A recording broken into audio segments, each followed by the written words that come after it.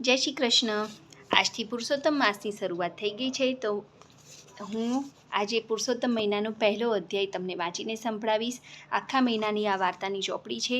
રોજ એક અધ્યાય કરવાનો, એવી રીતના 30 અમાસ પૂનમ અને પછી અમાસ સુધીને એવી રીતના દરેક તિથિ પ્રમાણે એક અધ્યાય આપેલો છે, તો હું તમને રોજ એક અધ્યાયનું પઠન કરીને સંભળાવીશ।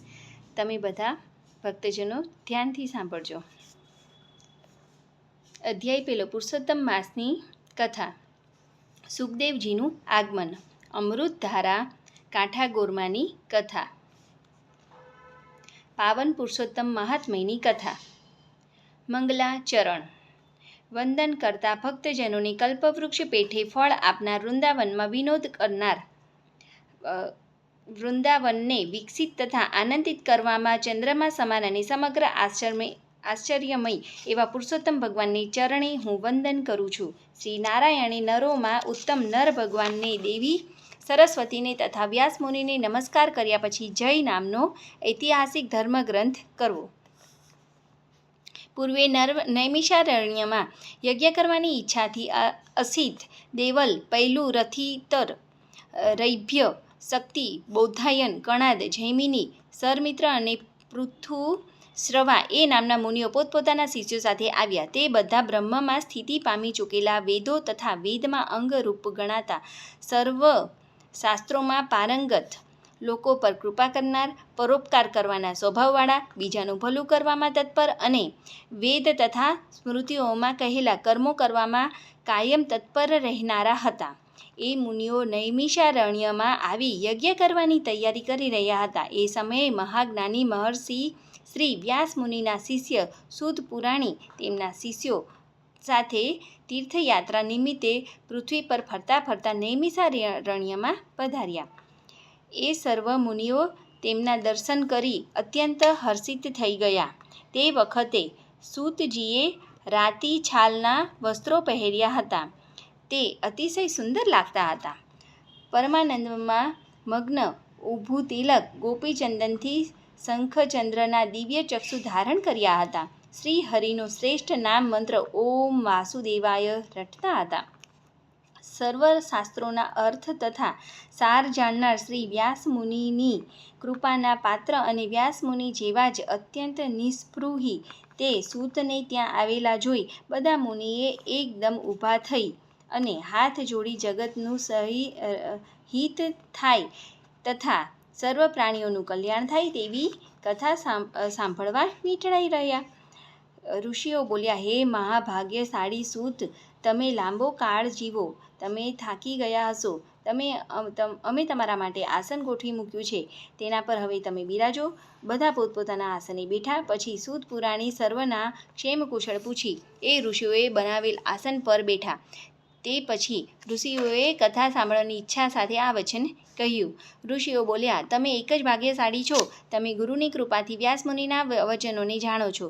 ડૂબતા મનુષ્યને પાર પહોંચાડનાર અને તેમનું કલ્યાણ થાય તેવી પવિત્ર કથા અમને સંભળાવો। સૌનાદિક મહર્ષિઓએ કથા સાંભળવા એમ પૂછ્યું ત્યારે સૂત પુરાણી બે હાથ જોડીને બોલ્યા, હે મુનિ શ્રેષ્ઠો, તમે લોકહિતાર્થે સારી વાત પૂછી છે। આ ઉદ્દેશથી જ હું તીર્થ ભ્રમણને નીકળ્યો છું। હું પુષ્કર તીર્થમાં ગયો હતો, પછી ધેનુમતી નદીમાં સ્નાન કરી ત્યાંથી સરસ્વતી નદીના કિનારે ગયો, ત્યાં 3 રાત્રિ રહ્યો, તાપી, નર્મદા વગેરે સ્થળે ગયો હતો, શ્રી નારાયણના દર્શન કરવા બદ્રિકાશ્રમ ગયો હતો, એમ ઘણા તીર્થોમાં ફરતો ફરતો કુરુ દેશમાં તથા મંગલ દેશમાં જઈ ચડ્યો અને ત્યાંથી હસ્તિનાપુર ગયો હતો। હે બ્રાહ્મણો, ત્યાં મેં સાંભળ્યું કે રાજા પરીક્ષિત રાજપાટ છોડી ઋષિ શાપથી મુક્ત થવા ઋષિમુનિઓની સાથે મહાપવિત્ર ગંગાના કિનારે પર ગયા છે અને ત્યાં સિદ્ધો, યોગીઓ અને સિદ્ધરૂપ ભૂષણોવાળા દેવર્ષિઓ આવ્યા છે। તેમના કેટલાક આહાર રહિત, વાયુનો આહાર કરનાર, શ્વાસનો, ફળનો, પાંદડાનો, ફીણનો આહાર કરનાર હતા, તેમના દર્શન કરવા ગયા। તે વખતે વ્યાસજીના 16 વર્ષની ઉંમરના પુત્ર સુખદેવજી પણ ત્યાં આવી ચડ્યા। જે જોરાવરદાર હાંસળીવાળા પ્રકાશિત કાંતિવાળા છે. તે અવધૂતની આસપાસ થૂંકતા બાળકો અને ગંદકીથી ખરડાયેલ સ્ત્રીઓ જેમ હાથીની આસપાસ વીંટળાઈ જાય તેમ વીંટળાઈ રહ્યા હતા. તેમને જોઈ બધા મુનિઓ હર્ષથી હાથ જોડીને ઊભા હતા.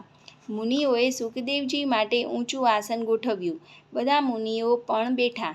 ત્યાં બેસી બ્રાહ્મણોએ કરેલી પૂજાનો સ્વીકાર કર્યો અને તે વખતે વ્યાસપુત્ર મહામુનિ સુખદેવજી તારાઓથી વીંટળાયેલા ચંદ્રમાની પેઠે શોભી રહ્યા હતા. શ્રી બૃહન્નાદીય પુરાણના પુરુષોત્તમ મહાત્મ્યનો સુખદેવજીનું આગમન નામનો પહેલો અધ્યાય સંપૂર્ણ. હવે પતિત પાવન પુરુષોત્તમ માસની કથાનો રસપાન કરીએ. કાંઠાગોરની વાર્તા. નદી કિનારે આવેલા સુંદર ગંગાનગરમાં એક ડોસી રહી. ડોસીને 2 દીકરા, 2ને પરણાવ્યા. મોટી વહુ ઘણી અભિમાની અને ધનવાન હતી. પરણીને તે તરત જુદી થઈ ગઈ. નાની વહુ બિચારી ભલી ભોળી અને ગરીબ ગાય જેવી. ડોસી નાની વહુ ભેગી રહે. વહુ દીકરો ને ડોસીમાં ભગવાન જે આપે તેમાં સંતોષ માને, જપ તપ કરે અને પ્રભુ ભજન કરે. એમ કરતાં પુરુષોત્તમ માસ આવ્યો. ડોસી વહુએ વ્રત લીધા.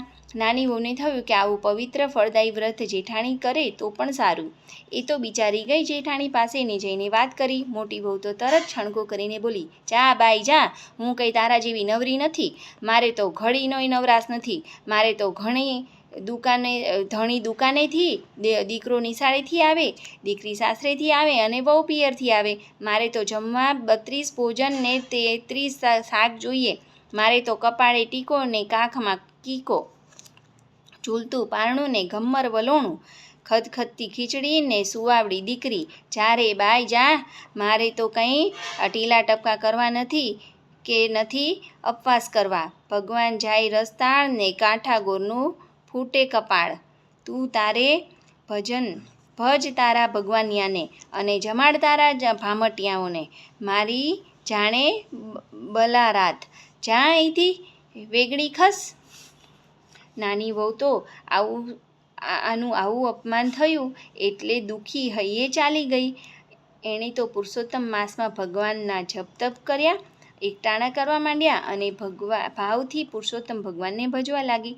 રોજ બ્રાહ્મણીને જમાડીને પછી જ જમતી. રાત્રે પ્રભુ ભજનમાં લીન જતી રહી.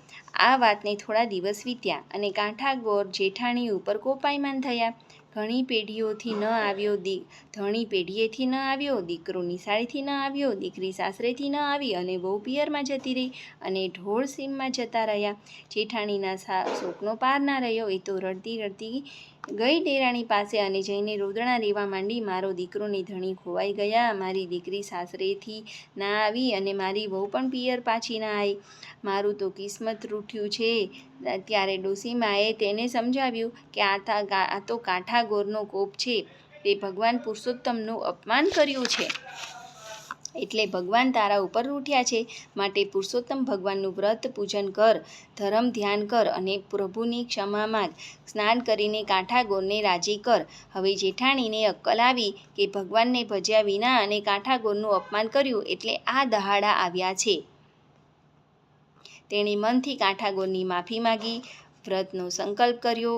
જેઠાણીએ તો લાલ ચૂંદડી લીધી, જમણા હાથમાં કળશ થાળ લીધા, ધૂપ દીપ પુષ્પ લીધા અને અબીલ ગુલાલ લીધા, શ્રીફળ સોપારી લીધા અને કાંઠાગોરનું ભાવથી પૂજન કર્યું.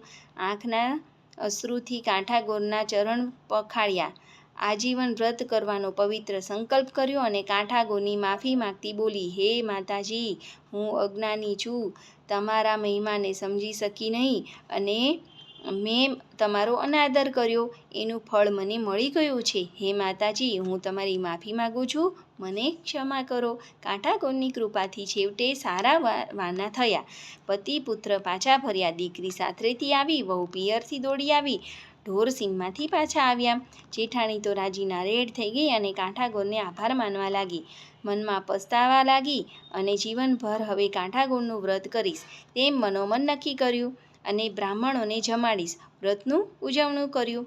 જે કોઈ પૂજે કાંઠાગોરને કૃપા પ્રભુની થાય, સુખ સમૃદ્ધિ છોડ ઉડે, વૈકુંઠે વાસ થાય.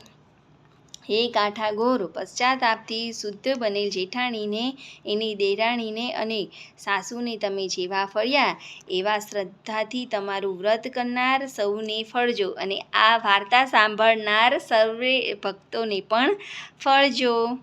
જય શ્રી કૃષ્ણ. જય શ્રી પુરુષોત્તમ ભગવાન કી જય.